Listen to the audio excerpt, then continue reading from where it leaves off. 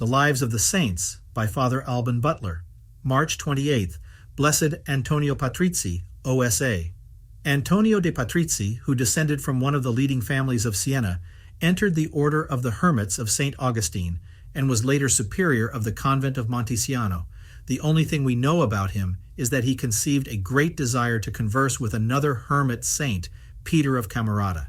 He set out, therefore, on a journey in search of Peter, but on the way he fell seriously ill. However, God answered his prayers, miraculously healing him, and the blessed realized the goal of his journey. Anthony's biographer compares the meeting of the two men of God to the meeting of St. Paul the Hermit and St. Anthony in the early history of asceticism. Blessed Anthony led a holy life and died in 1311.